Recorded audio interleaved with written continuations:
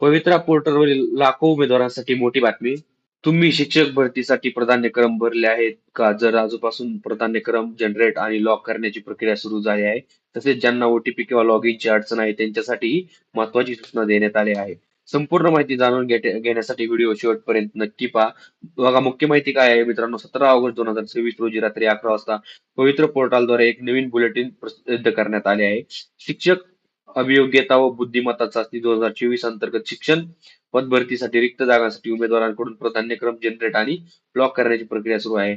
या बुलेटिननुसार आतापर्यंत लाखो उमेदवारांनी आपले प्राधान्यक्रम जनरेट आणि लॉक केले आहेत.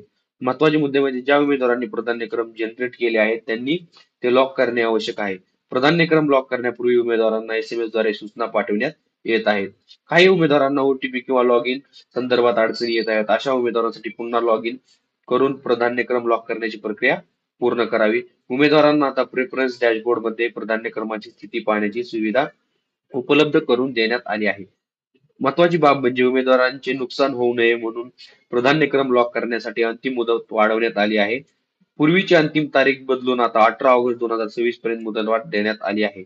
म्हणून अजूनही ज्यांनी प्राधान्यक्रम लॉक केले नसतील त्यांनी तत्काळ प्रक्रिया पूर्ण करावी. मित्रांनो, जर तुम्ही पवित्र पोर्टल शिक्षक भरती प्रक्रियेमध्ये सहभागी असाल तर तुमच्या डॅशबोर्ड वर जाऊन प्राधान्यक्रम जनरेट आणि लॉक आहे का ते लगेच तपासा. ओटीपी, लॉगिन किंवा इतर कोणतीही अडचण असल्यास वेळ न घालवता प्रक्रिया पूर्ण करा, कारण मुदत संपल्यानंतर संधी मिळणार नाही.